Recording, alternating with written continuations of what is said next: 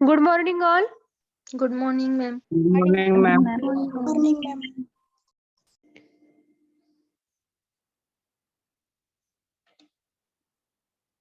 Okay, in today's lecture, we are going to learn last bit of this chapter, that is gravimetric analysis. So there are types and advantages, disadvantages. We are going to learn, and today we are complete this chapter. In the next lecture, we are going to learn chapter number 3. So let's start the lecture. Gravimetric analysis. Mass is the most fundamental of all analytical measurement, and gravimetric is a unquestionably our oldest quantitative analytical technique. हे जे gravimetric analysis आहे, जसं की आपण previous ज्या technique बघितल्या, टायट्रेशन असेल किंवा अनालिसिसच्या ज्या आपण मेथड आपण बघितल्या, त्यामध्ये त्यावेळेस आपण काय केलंय, जे अननोन सबस्टन्स आहे त्याचं कॉन्सन्ट्रेशन फाइंड आउट केले. सो सिमिलरली ग्रॅव्हिमेट्रिक अनालिसिस काय करतं, जे पण सबस्टन्स आहे त्या सबस्टन्सचा मास डिटर्मिनेशन अँड कॉन्सन्ट्रेशन डिटर्मिनेशनचं काम कोण करतं, gravimetric analysis. So mass is the most fundamentals of all analytical measurement, and gravimetric is unquestionably our oldest quantitative analytical technique. ही जी ग्रॅव्हिमेट्रिक टेक्निक आहे ते काय कशासाठी आपण यूज करतोय, mass analysis and concentration determination. आणि ही एक ओल्डेस्ट टेक्निक आहे जे की आपण यूज करतोय, आणि ही सगळ्या टेक्निक मध्ये अनक्वेश्चनेबली मीन्स ह्याचे ऍडव्हान्टेजेस जास्ती आपल्याला ऑब्झर्व होतात. The principle following gravimetric analysis is that mass of an ion in a solution. So ह्याच्यामध्ये काय सांगितलंय, जे प्रिन्सिपल आहे त्याच्यामध्ये जे पण आयन्स आहे त्या आयनचं मास आणि कॉन्सन्ट्रेशन आपण डिटरमाइन करणार आहोत त्या सोल्युशन मध्ये. So pure compound can be calculated and then use to find the mass percent of the same ion in an known quantity of an impure compound. So ह्याच्यामध्ये जे काय प्युअर कंपाऊंड आहे त्या pure कंपाऊंडचं पण मास आपल्याला calculate करता येतं.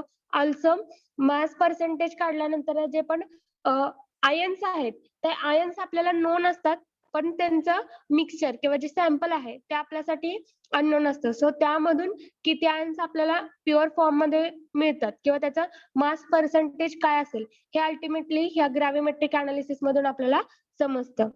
So next, the ion being analysed is completely precipitate.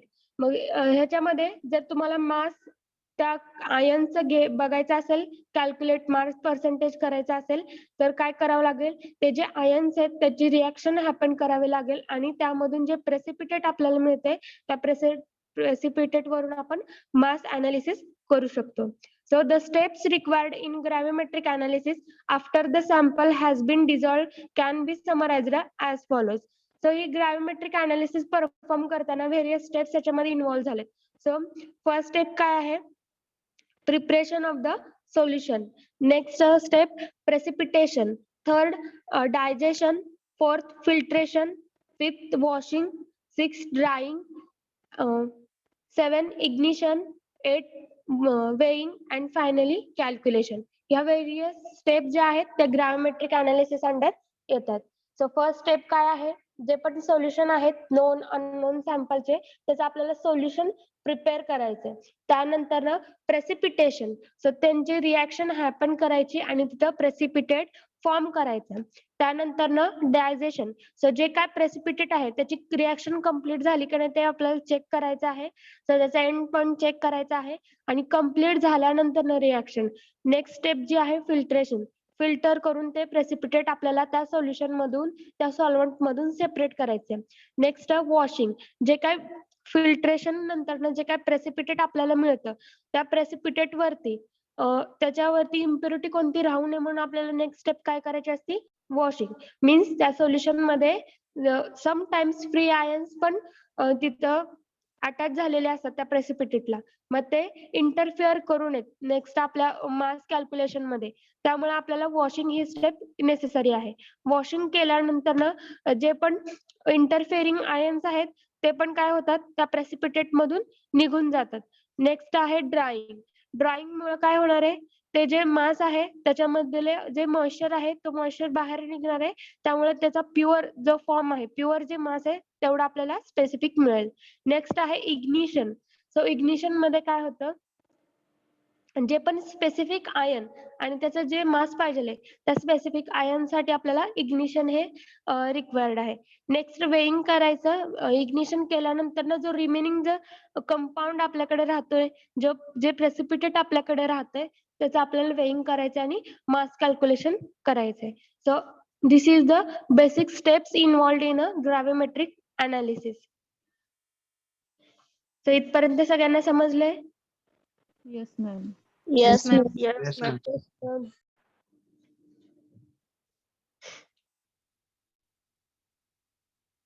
Next आहे preparation of the solution.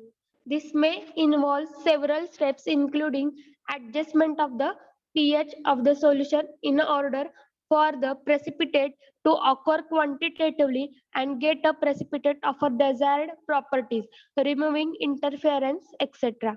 So preparation of the solution मध्ये आपल्याला माहिती आहे बेसिक हे आपण लर्न केलेलं आहे, आधी प्रॅक्टिकली सुद्धा परफॉर्म केलंय की आपण काय करतोय सोल्युशन प्रिपेअर करताना फर्स्टली आपण आयपी मध्ये प्रोसिजर बघतो. सो आयपी मध्ये जशी प्रोसिजर दिलेली आहे त्याच्यानुसार आपण स्टेप्स फॉलो करून एक सोल्युशन प्रिपेअर करतो. सो स्टँडर्ड सोल्युशन प्रिपेअर करू किंवा टेस्ट सोल्युशन आपण प्रिपेअर करतो.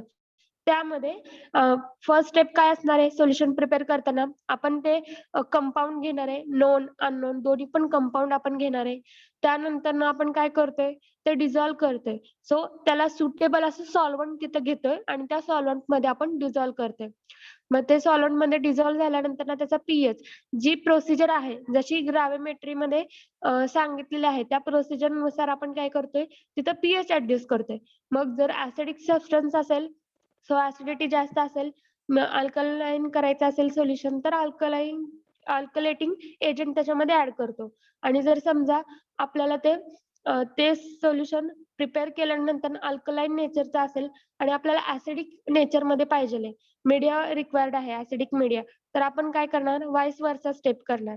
मीन्स त्याच्यामध्ये ऍसिडिक तिथं सबस्टन्स ऍड करून आपण त्याचा पीएच मेंटेन करतो किंवा आपण त्याच्यामध्ये बफर त्याच्यामध्ये ऍड करतो.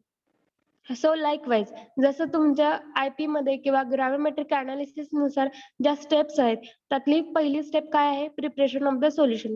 सोल्युशन आपल्याला प्रिपेअर करायचंय आणि त्याचा पीएच ऍडजस्ट करायचा आहे. सो ह्याच्यामुळे काय होणार आहे, the pH of the solution in order for the precipitate to occur quantitatively. त्याचा जर pH व्यवस्थित असेल, मीडियम जसं त्याला रिक्वायर्ड आहे एन्व्हायरमेंट तसं जर तुम्ही तिथं मीडिया रिक्वायर करून दिला तर त्याचं रिॲक्शन जे आहे ते रिॲक्शन फास्ट पण होईल आणि कम्प्लीट होईल. त्यामुळे जे काय मास आपल्याला मिळणार आहे ते डेझर्ट क्वांटिटी मध्ये असेल, म्हणजे जसं आपल्याला पाहिजे तेवढ्या क्वांटिटी मध्ये रिझल्ट पण आपल्याला मिळतील. and get a precipitate for a desired property removing interference etc. त्या pH मुळे पण काय होणार आहे, इंटरफेरन्स करणारे जे आयन्स असतील ते पण रिमूव्ह होतील किंवा काय आहे आपल्याला स्पेसिफिक काय त्या pH ऍडजस्ट करण्यामागं, कारण जेवढा आपला रिझल्ट पाहिजे आहे desired quantity of mass precipitate जेवढं पाहिजे तेवढं आपल्याला मिळणार आहे. नेक्स्ट आहे precipitation. So this requires addition of a precipitating agent solution to the sample. ह्याच्यामध्ये precipitating agent आपण ऍड करतो त्यामुळे जे पण त्या सॅम्पल सोल्युशन मधले जे पण आयन्स आहेत त्या प्रेसिपिटेटिंग एजंट सोबत रिॲक्ट करतील आणि प्रेसिपिटेट फॉर्म करतील. So upon addition of a first drop of a precipitating agent, supersaturation occurs. Then nucleation start to occur where every few molecules of a precipitate aggregate together forming a nucleus. At this point, addition of an extra precipitating agent will either form new nuclei precipitate with a small particle or build up on existing nuclei to give a precipitate with a large particle. So आपल्याला माहिती आहे की ज्यावेळेस आपण analysis करतो एखाद्या सोल्युशनचं त्यावेळेस काय करतोय आपण precipitating agent drop by drop add करतोय. सो ज्यावेळेस आपण पहिला ड्रॉप प्रेसिपिटेटिंग एजंटचा ऍड केलाय त्यावेळेस काय होणार आहे सुपर सॅच्युरेशन होणार आहे. सो सुपर सॅच्युरेशन असं आपण का म्हणतोय बिकॉज समजा ब्युरेट आहे ब्युरेट तुम्ही प्रेसिपिटेटिंग एजंट ठेवलाय आणि खाली सॅम्पल सोल्युशन ठेवलेले आहे कोनिकल फ्लास्क मध्ये. मग ज्यावेळेस पहिला ड्रॉप त्या कोनिकल फ्लास्क मध्ये येतो त्यावेळेस जे सॅम्पल सोल्युशन आहे त्याच्यामधलं कॉन्सन्ट्रेशन मीन्स जे काही सॅम्पल आहे आयन्स आहे त्यांचं कॉन्सन्ट्रेशन जास्त राहणार आहे ऍज कम्पॅरेटिव्हली प्रेसिपिटेटिंग एजंट. त्यामुळे त्या कंडिशनला आपण काय म्हणतोय सुपर सॅच्युरेशन. सो ह्याच्यामध्ये सॅम्पल किंवा अॅनालाइटचं कॉन्सन्ट्रेशन आपल्याला जास्त ऑब्झर्व होतं as compare to precipitating agent. So then nucleation start to occur when every few molecules of a precipitate aggregate together forming a nucleus. त्यानंतर ते काय करतात एकमेकांसोबत अटॅच होतात कॉम्प्लेक्स तिथं प्रिपेअर करतात आणि तिथं एकमेकांसोबत comes together and form a nucleus means तिथं प्रेसिपिटेट स्टार्ट होते प्रेसिपिटेशनची प्रोसेस स्टार्ट होते. ते आयन्स जे आहेत फ्री फ्रॉम मधले सॅम्पल सोल्युशन मधले ते काय करतील ते अट्रॅक्ट कोणाकडे होतील प्रेसिपिटेटिंग एजंट कडे अट्रॅक्ट होतील आणि काय होणार आहे इंटरॅक्शन होणार आहे केमिकल इंटरॅक्शन होणार आहे तिथं बॉन्ड्स ते फॉर्म करतील इलेक्ट्रॉन्स एक्सचेंज करतील किंवा ऍसिड बेस थेरीज नुसार ते एकमेकांमध्ये काय होणार आहेत डोनेशन आणि ऍक्सेप्टन्स प्रोसेस तिथं दाखवतील आणि तिथं काय होणार आहे एक अल्टिमेटली आपल्याला रिझल्ट काय मिळतंय तिथं फॉर्मेशन ऑफ अ प्रेसिपिटेट हे मिळतंय. So at this point, addition of a extra precipitating agent will either form a new nuclei. मग ज्यावेळेस आपल्याला माहिती की आपण टायट्रेशन मध्ये पण बघितलंय एखादी प्रोसेस कंटिन्यू मध्ये केली तर आपल्याला एका सर्टन पॉइंटला काय ऑब्झर्व होतं एक इक्विव्हॅलन्स पॉइंट ऑब्झर्व होतो ज्याच्यामध्ये सेम जेवढे टेस्ट सोल्युशन मध्ये आयन्स फ्री फॉर्म मध्ये असतात तेवढे सगळे युटिलाइज होतात कुणाकडून प्रेसिपिटेटिंग एजंट कडून. त्यानंतर जर आपण एक्स्ट्रा त्याच्यामध्ये जर अजून प्रेसिपिटेटिंग एजंट ऍड केलं तर नेक्स्ट काय होणार आहे ते अजून रिॲक्ट करतील. रिॲक्ट कोणासोबत करणार आहेत आता जे पण काही स्मॉल अदर इंटरफेअरिंग आयन्स आहेत त्यांच्यासोबत करतील. सो प्रेसिपिटेशन टायट्रेशन मध्ये पण आपण बघितलं ज्यावेळेस एक्सिस मध्ये आपण प्रेसिपिटेटिंग एजंट ऍड करतो त्यावेळेस ते पहिल्यांदा सॅम्पल सोल्युशन सोबत रिॲक्ट करून प्रेसिपिटेट फॉर्म करतात आणि ऍट दी लास्ट आपण एक्स्ट्रा ऍड केल्यानंतर इंडिकेटरच्या आयन सोबत रिॲक्ट करतात. सो सेम प्रोसेस इथंच आहे की प्रेसिपिटेशन फॉर्म होताना पहिल्यांदा जे आयन्स आहेत त्यांच्यासोबत रिॲक्ट करून कॉम्प्लेक्स आणि न्यूक्लियस फॉर्म करेल. त्यानंतर जर ज्यावेळेस आपण एक्स्ट्रा अजून प्रेसिपिटेटिंग एजंट त्याच्यामध्ये जर ऍड केला तर ते काय करणार आहेत अदर जे इंटरफेअरिंग आयन्स होते त्यांच्यासोबत रिॲक्ट होणार आहेत. मग ते आयन्स स्मॉल पार्टिकल्स असतील किंवा लार्ज पार्टिकल असतील त्यानंतर ते काय करणार आहेत ऍड होऊन परत ते स्वतःच एक कॉम्प्लेक्स तिथं तयार करतात. Next step so this can be predicted by von-Weyermann ratio where according to this relation the particle size is inversely proportional to a quantity called the relative supersaturation. So ह्याच्यामध्ये von Weyermann ratio जो आहे तो काय सांगतो जे पण super saturation occurs होते ते कशामुळे होते जे पण पार्टिकल साईज आहे त्या पार्टिकल साईज मुळे. सो इनव्हर्सली प्रोपोर्शन ते शो करतं सुपर सॅच्युरेशनला. सो त्यांनी एक इक्वेशन किंवा त्यांनी एक प्रिडिक्शन तिथे सांगितलेलं आहे बोन वेरमन रेशो. ह्यांनी काय सांगितलंय according to this theory the relation of a particle size जे पण पार्टिकलची साईज आहे त्याच्यावरती डिपेंड असतं सुपर सॅच्युरेशनचं. So it is a inversely proportion. So हे कसं आहे हे प्रोपोर्शन पण कसं आहे inversely proportion to a quantity called the relative super saturation. So super saturation किती व्हायचं हे पार्टिकल साईज वरती डिपेंड असतं पण ते प्रोपोर्शन कसं आहे इनव्हर्सली प्रोपोर्शन आहे. So where the relative super saturation is a QS minus S. त्याच्यामध्ये रिलेशन मध्ये काय सांगितलंय QS minus S where the Q is the concentration of a reactant before precipitating at any point. So ह्याच्यामधला जो Q आहे तो काय आहे concentration आहे रिॲक्टिंग जे स्पेसिस आहे त्याचं कॉन्सन्ट्रेशन आहे प्रेसिपिटेशन होण्याच्या आधी. Yes indicate solubility of a precipitate in the medium from which it is being precipitated. So yes जे आहे ते solubility शो करतं जे पण काय फॉर्म झाले प्रेसिपिटेट जो काय फॉर्म झालाय सो त्याचं सोलेबिलिटी इंडिकेट करते जे पण ऍसिडिक असेल मीडियम किंवा बेसिक असेल त्याच्यामधली. Next therefore in order to get a particle growth instead of a further nucleation that is a granular precipitation and then low surface area. त्यानंतर काय होते आपल्याला particle growth instead of a further nucleation जे काय particles आहेत ते एकमेकांना नवीन complex prepare करण्याच्या ऐवजी काय होतात जे ऑलरेडी स्मॉल पार्टिकल सोबत ते प्रेसिपिटेटिंग एजंट काय करणार आहे रिॲक्ट करून छोटे छोटे कॉम्प्लेक्स प्रिपेअर करतात आणि आपल्याला जसं जसं आपण एक्सेस मध्ये प्रेसिपिटेटिंग एजंट ऍड करत गेलो तसं काय होणार आहे परत फर्दर रिॲक्शन ते त्या आयन्स त्या सोल्युशन मध्ये नसणार आहेत. इनसफिशियंट आयन्स असल्यामुळे ते काय करतील जे स्मॉल पार्टिकल सोबत त्यांनी जे कॉम्प्लेक्स प्रिपेअर केलं होतं ते आता एकमेकांना स्टिक होतंय आणि एक मोठं आपल्याला तिथं ग्रॅन्युलर प्रेसिपिटेशन तिथं शो होते. And then low surface area त्याचा सरफेस एरिया पण कसा आहे कमी आहे. We need to make the relative super saturation ratio as a small as possible. त्यामुळं जेवढा आपल्याला सुपर सॅच्युरेशनचा रेशो आहे जेवढा कमी ठेवता येईल तेवढा आपण ट्राय करायचं. In other word condition need to be adjusted such that Q will be as low as possible and S will be as a relatively large. So S काय आहे S solubility आहे त्यामुळे solubility जेवढी solubility काय होणार आहे इथं जास्त होती. सो Q कसं ठेवायचं आपल्याला लो ठेवायचं जेवढा Q लो असेल तेवढं S पण solubility पण कशी असणार आहे जास्त असणार आहे. So this is the relation. Next आहे digestion of the precipitate. So in that the precipitate is left hot below boiling for 30 minutes to 1 hour in a order for the particle to be digested. So इथं precipitate जे आहे त्याला आपण काय करतोय boil करतोय for 30 minutes to 1 hour in order to particles to be digest. ज्याची आपण इथे हीट का देतोय कारण जी रिॲक्शन आहे ती केमिकल रिॲक्शन कम्प्लीट होण्यासाठी.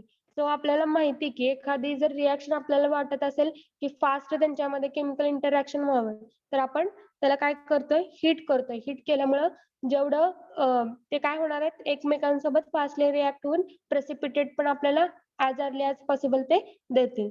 सो ह्याच्यामध्ये डायजेशन मध्ये ते सांगितलं रिॲक्शन कम्प्लीट होण्यासाठी आपण त्यांना हीट प्रोव्हाइड करतो. So digestion involves dissolution of a small particles and reprecipitation on a large ones, resulting in a particle growth and better precipitate characteristic. So ह्या हीट दिल्यामुळे काय होतंय जे पण प्रेसिपिटेट ऑलरेडी त्या सोल्युशन मध्ये विदाउट हीट जे तयार झाले त्यांचं काय होणार आहे परत रिप्रेसिपिटेशन मध्ये मीन्स जे पण स्मॉल तिथं पार्टिकल प्रेझेंट आहेत त्यांचं सुद्धा त्या प्रेसिपिटेटिंग एजंट सोबत इंटरॅक्शन होणार आहे आणि आपल्याला रिप्रेसिपिटेशन होताना दिसतं. परत अजून जर आपण त्यांना हीट प्रोव्हाइड केली त्यामुळे सेकंड फेनॉमेनॉन काय होणार आहे जे पण स्मॉल पार्टिकलने जे पण कॉम्प्लेक्स प्रिपेअर केले ते एकमेकांना स्टिक होऊन काय करणार आहेत एक आपल्याला लार्ज पार्टिकल मध्ये ते कन्वर्ट होताना दिसतात ड्यू टू हिटिंग. ज्यावेळेस आपण ते सोल्युशन बॉईल करतोय त्यावेळेस. Next resulting better precipitate characteristic. So आपल्याला जे पाहिजे होतं प्रेसिपिटेट ते आपल्याला लार्ज अमाऊंट मध्ये तिथं दिसतं. This process is called Ostwald ripening. ह्या प्रोसेसला होल प्रोसेसला आपण काय म्हणतोय Ostwald ripening. And important advantage of a digestion is observed for a colloidal precipitate where the large amount of adsorbed ions cover the huge area of the precipitate. ह्याच्यामध्ये अजून काय सांगितलंय जे पण काय कोलायडर प्रेसिपिटेट आहेत ते काय करतात लार्ज अमाऊंट मध्ये कन्वर्ट होतात. सो ऍडसॉर्ब होतात जे पण आयन्स आहेत ते ऑलरेडी प्रेसिपिटेशन वरती जाऊन ऍडसॉर्ब होतात आणि लार्ज जो एरिया आहे ह्यूज एरिया ते काय करतात कव्हर करतात. सो प्रेसिपिटेट आपल्याला तिथं इन्क्रीज झालेला दिसतो. So digestion force the small colloidal particle to agglomerate which decreases the surface area and thus absorption. मग जेवढा जास्त त्यांना जेवढी जास्त त्यांची साईज तेवढा आपल्याला एरिया कसा मिळतोय? एरिया कमी होतोय का जास्त होतोय? सगळ्यांना पार्टिकल साईज हा फेनॉमेनॉन माहितीये. पार्टिकल साईज जेवढी कमी तेवढा एरिया कसा असतो? जास्त असतो का कमी असतो? जास्त. सो इथं काय होतं, जे स्मॉल कॉम्प्लेक्स आहेत ते एकमेकांना अटॅच होत आहेत. फ्री आयन सुद्धा त्या प्रेसिपिटेट वरती जाऊन स्टिक होत आहेत. त्यामुळे ते मॉलिक्युलर साईज कशी होती? जास्त होती. मग जेवढा पार्टिकल साईज जास्त तेवढा सरफेस एरिया जास्त असतो की कमी? कमी. कमी. ओके, तोच फेनॉमेनॉन इथं होतोय.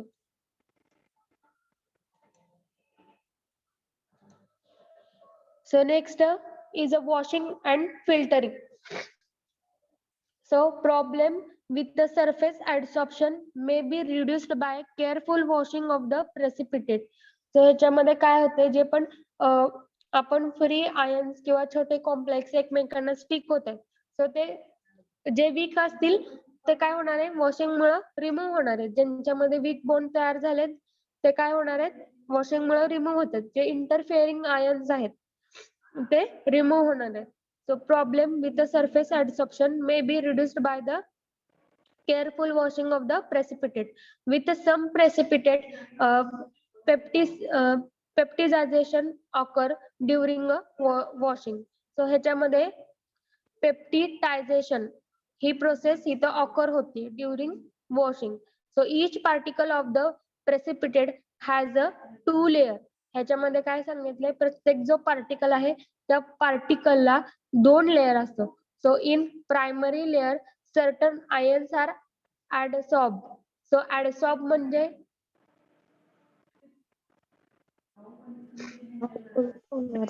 स्टिक होते फक्त. Yes, speak loudly. Particle stick होतात.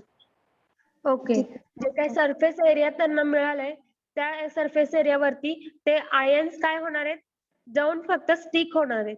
सो त्या लेयर किंवा आपल्याला ह्या पार्टिकल्स मध्ये दोन लेयर बघायला मिळतात. त्यातला पहिल्या लेयर मध्ये आपल्याला काय बघायला मिळते? So has a two layer. In primary layer certain ions are adsorbed. ही काही आयन्स आहेत जे काय करतायत, त्या आयन्स त्या कॉम्प्लेक्स वरती जाऊन स्टिक होत आहेत. सो मग ते मे बी पॉझिटिव्हली चार्जड असतील किंवा निगेटिव्हली चार्जड असेल. सो प्रायमरी लेअर जर समजा पॉझिटिव्हली चार्जड असेल तर सेकंड जो लेअर आहे आउटर लेअर तो कसा असणार आहे? त्यांच्या सेम असणार आहे का अपोजिट चार्ज असणार आहे? अपोजिट. चार्ज. सो जर प्रायमरी लेअर पॉझिटिव्हली चार्ज असेल तर तो काय करणार आहे? त्या सोल्युशन मध्ये जेवढे पण निगेटिव्ह आयन्स आहेत त्यांना काय करणार आहे? अट्रॅक्ट करणार आहेत. आणि समजा प्रायमरी लेअर हा निगेटिव्हली चार्जड असेल तर आउटर लेअर आपल्याला त्याच्या अपोजिट मीन्स पॉझिटिव्हली चार्ज सोबत दिसतो.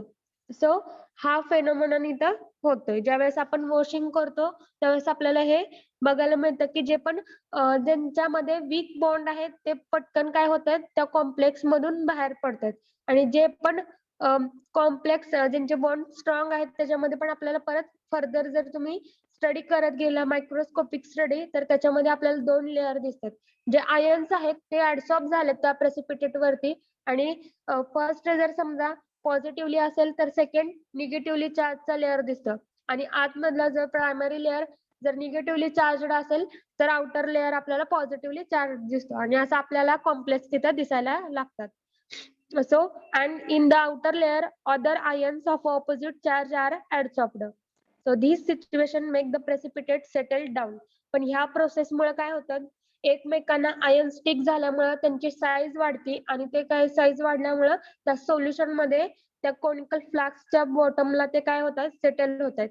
So if the outer layer ions are removed then all the particle will have the same charge. So the particles will be dissonate. So this called a peptidization. So जर समजा त्यांचा जर outer layer जर आपण remove केला प्रत्येक पार्टिकलचा तर काय होणार आहे? जे पण प्रेसिपिटेट असेल त्यांचा सगळ्यांचा चार्ज एकसारखा दिसणार आहे. म्हणजे निगेटिव्ह आयन्स आपल्याला एकसारखे दिसतील आणि पॉझिटिव्ह आयन्स आपल्याला सेपरेट होताना दिसत आहेत. सो ह्या सगळ्या प्रोसेसला आपण काय म्हणतोय? पेप्टिटायझेशन. Next आहे types of a gravimetric analysis. So in that first is a precipitation titration gravimetry. Precipitation gravimetry uses a precipitation reaction to separate one or more part of a solution by incorporating it into a solid. In other words, when the signal is the mass of a precipitate. So ह्याच्यामध्ये काय सांगितलंय? Precipitation ग्रॅव्हिमेट्री. So precipitation ग्रॅव्हिमेट्री मध्ये काय होणार आहे? दोन्ही solution काय होणार आहेत? रिॲक्ट होणार आहेत आणि काय फॉर्म करणार आहेत? Precipitate. So precipitation reaction to separate one or more part of the solution. So by incorporating into a solid, in other word, when a signal is a mass of a precipitate, means like precipitation titration. ह्याच्यामधून आपल्याला समजतं की जे पण precipitate आहे त्याच्यामध्ये काय असणार आहे? ज्या आयन्स आपल्याला डिटरमाइन करायचे होते त्या आयनचा मास असणार आहे.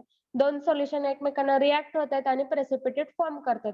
मग ते जे प्रेसिपिटेट आहे ते सॉलिड फॉर्म मध्ये असणार आहे आणि ते सॉलिड फॉर्म मध्ये असल्यामुळे आपल्याला मास पर्सेंटेज त्या प्रेसिपिटेट मधून आपल्याला काढता येणार आहे. So the indirect determination of a phosphate bye a precipitating mercury chloride or calomel is an example. Is the direct determination of a chloride by the precipitating AgCl. So इथे जर समजा तुम्हाला इथे एक्झाम्पल सांगितलेलं आहे, जर इनडायरेक्ट डिटर्मिनेशन करायचं असेल, फॉस्फेटचं जर डिटर्मिनेशन करायचं असेल तर तुम्हाला इथं मर्क्युरी क्लोराईड किंवा कॅलोमेल इथे यूज करावं लागेल. आणि जर समजा क्लोराईडचं डिटर्मिनेशन करायचं असेल तर प्रेसिपिटेटिंग एजंट म्हणून सिल्वर क्लोराईड तुम्हाला यूज करायचं आहे. सो हे एक्झाम्पल पण लक्षात ठेवा.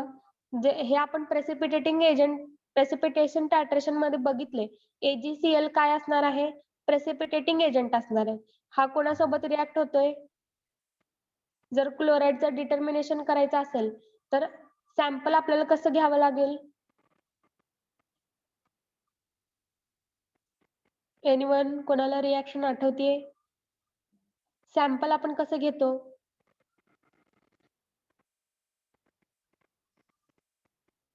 AgNO3 plus NaCl. ओके, हे प्रेसिपिटेट आहे का प्रेसिपिटेटिंग एजंट आहे? काय आहे हे? AgCl Agent. Precipitating agent. तुम्हाला जर प्रॉपर आठवलं तर प्रेसिपिटेशन टायट्रेशन मध्ये AgCl काय असतं? प्रेसिपिटेट असतं. तर मी उलट सांगितलंय, तुमचं लक्ष नाहीये. प्रेसिपिटेटिंग एजंट हा आहे का AgCl? Silver chloride. नाही, AgNO3 is a precipitating agent आणि त्याची रिएक्शन आपण कोणासोबत करतोय? जर समजा मला क्लोराईडचं डिटर्मिनेशन करायचंय तर अनालाइट कसा घेतला पाहिजे?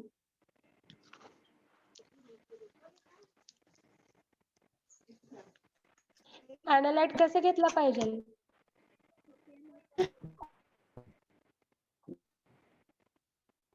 जर मला क्लोराईडचं डिटर्मिनेशन करायचंय तर अनालाइट घेताना सुद्धा सॅम्पल सोल्युशन किंवा सॅम्पल आपण कसं घेतलं पाहिजे? ज्याच्यामध्ये क्लोराईडचा प्रेझेन्स आहे असं घेतलं पाहिजे.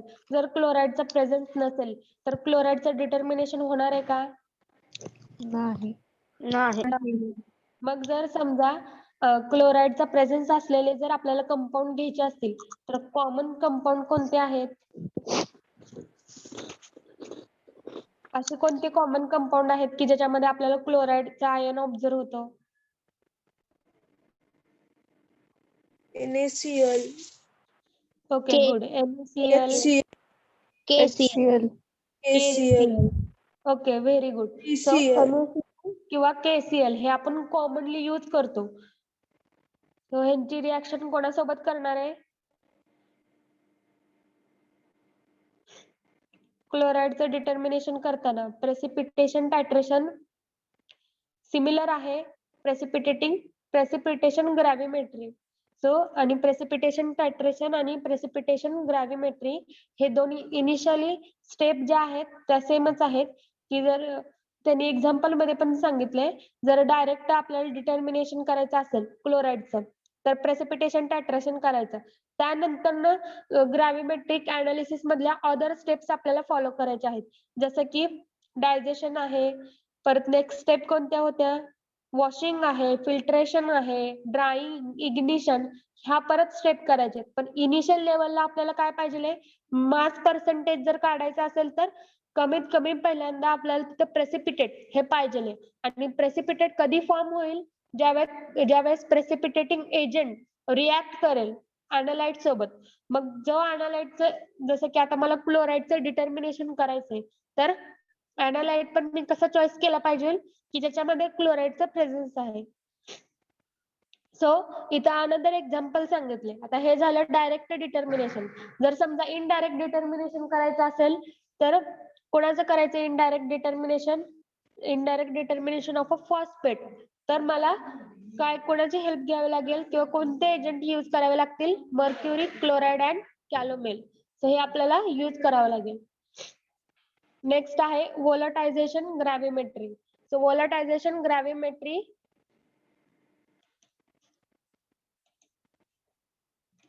Volatilization gravimetry involves separation of a component of our mixture by heating or chemically decomposing the sample, or use thermal or chemical energy to remove a volatile species.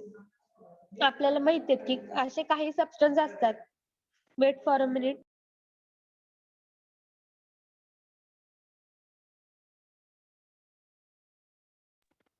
So volatilisation gravimetry ह्याच्यामध्ये काय आहे, असे spaces जे की volatile in nature आहेत त्यांना आपल्याला काय करायचं, सेपरेट करायचे त्या केमिकल कंपाऊंड मधून.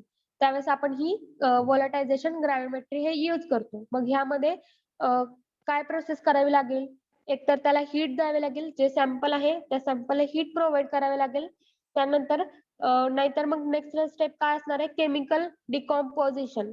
ह्या दोन स्टेप आपण यूज करून व्होलाटाईल सबस्टन्स किंवा स्पेसिस आपण तिथून घेऊ शकतो. सो सेपरेट आउट करू शकतो. सो आपलं जे सॅम्पल आहे ते कसं असणार आहे, मिक्सड सॅम्पल असणार आहे किंवा मिक्सचर असणार आहे.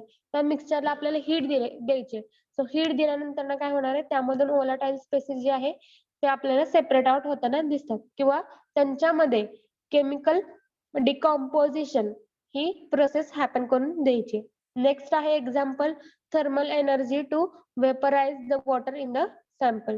जर तुम्ही थर्मल एनर्जी दिली, हीट जर त्याला प्रोव्हाइड केली, तर ते जे काय वॉटर मध्ये जे काय सॅम्पल आहे, जे काय तुमचं आयनचं सॅम्पल आहे ते काय होणार आहे, सेपरेट आउट होणार आहे. सो कसं सेपरेट आउट होणार आहे, जे वॉटर आहे ते एक्सेस हीट मुळे काय होणार आहे, उडून जाणार आहे. आणि जे नेक्स्ट लास्टला जे काय राहतं ते काय असणार आहे, सो वेपर फॉर्म मध्ये ते काय होणार आहे, कन्वर्ट होणार आहे. जे काय सॉल्व्हंट आहे, मग तो ऑर्गॅनिक असेल किंवा ऍक्वियस सॉल्व्हंट असेल. सो जो सॅम्पल आपण घेतले त्यानुसार त्याला हीट द्यायचे. सो हीट पण त्या सॉल्व्हंट वरती डिपेंड असेल. सॉल्व्हंट वेपर फॉर्म मध्ये जातो आणि जे काही रिमेनिंग जे राहतं ते काय असणार आहे, आपलं प्युअर फॉर्म मधलं ते व्होलाटाईल स्पेसिस असणार आहे. सो नेक्स्ट बघा, हे दोन समजलेत का, प्रेसिपिटेशन ग्रॅव्हिमेट्री आणि व्होलाटायझेशन ग्रॅव्हिमेट्री. Yes, ma'am. Yes, ma'am. Yes, ma'am. Next आहे electrogravity. Electrogravity is a method used to separate and quantify ions of a substance, usually a metal. So electrogravity is a method in which we are separating the ions and quantifying it.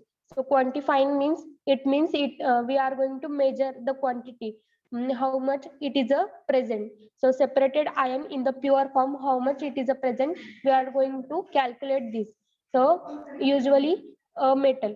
So in a electrogravimetric, we are most of the time we are analyzing the metal. So deposit the analyte as a solid film, and electrode is an electrochemical cell. So electrochemical cells आपण इथे use करतोय, electrode use करतोय आणि त्यामध्ये ते काय होणार आहे, त्या इलेक्ट्रोड वरती जे आयन्स आहेत त्यांचं डिपॉझिशन होणार आहे.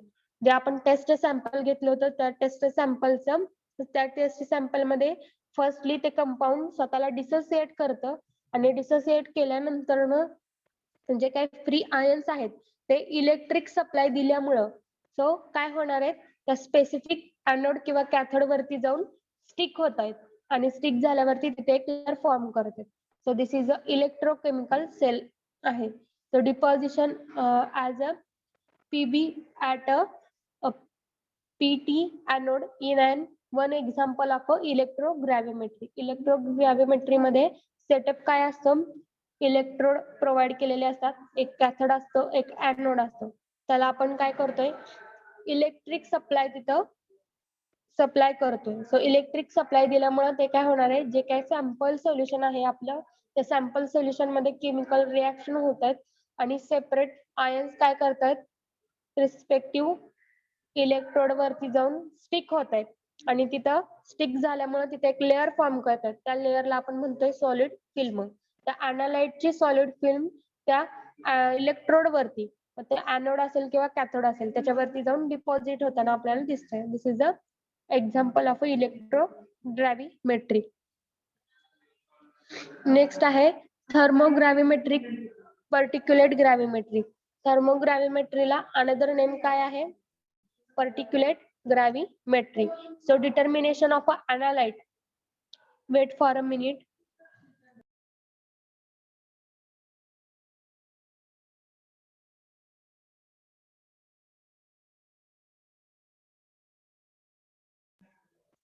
So next काय आहे thermogravimetry. It is also known as a particulate gravimetry. Determination of an analyte by separating it from the samples mixture using a filtration or an extraction. So thermogravimetry मध्ये आपण अनालाइटचं मास percentage आपल्याला determine करायचंय, concentration determine करायचंय. त्यासाठी सॅम्पलचं जे mixture आहे त्याला आपण काय करतोय, फिल्टर करतोय किंवा त्याच्यामधून एक्सट्रॅक्शनची प्रोसेस इथं परफॉर्म केली जाते. The determination of a total suspended solid is one example of a particulate gravimetry. So जे एक्झाम्पल म्हणून काय सांगितले, सो एक्झाम्पल मध्ये wait for a 1 minute.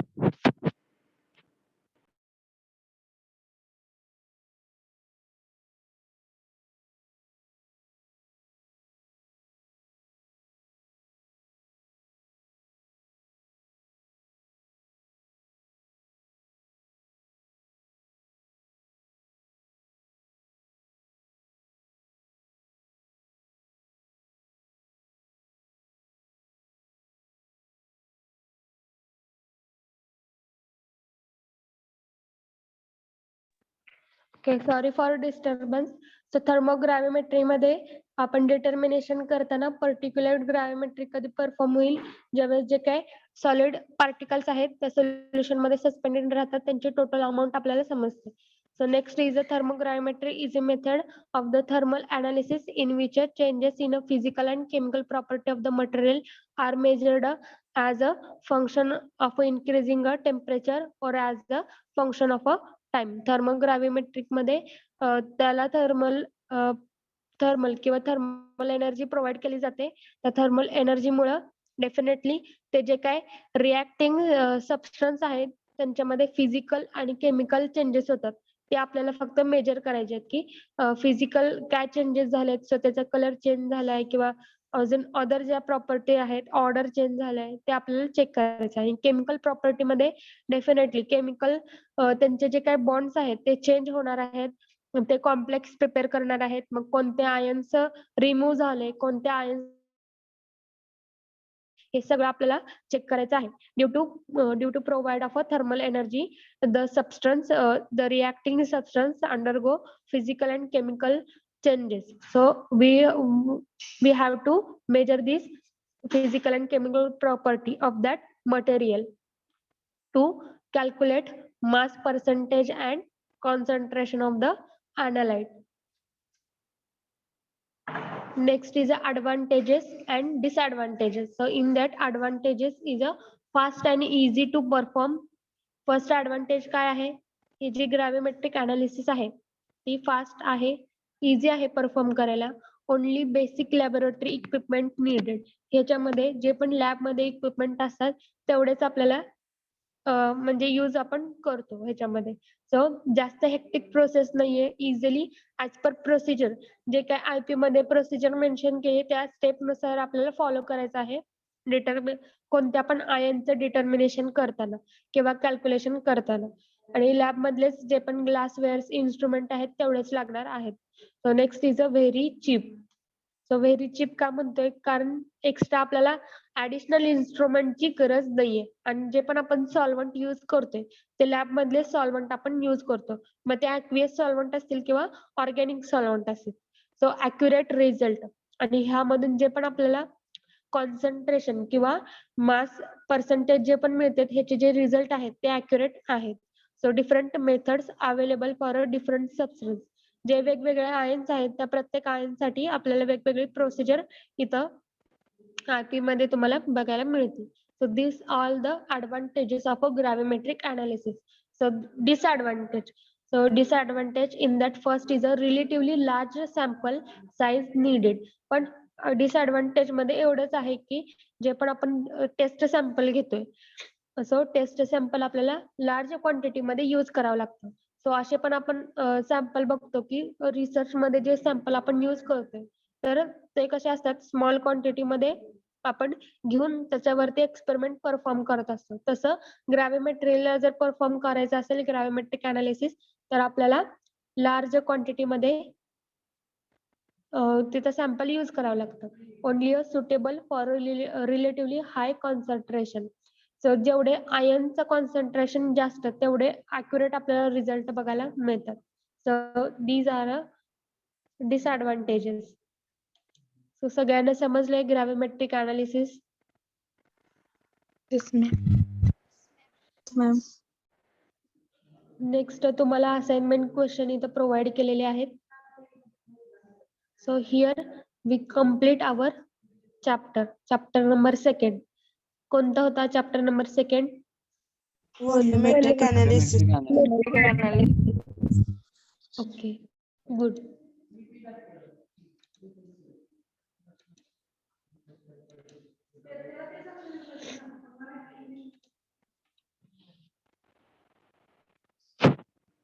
So thank you for your patience. We stop here. In next lecture we will start a next chapter.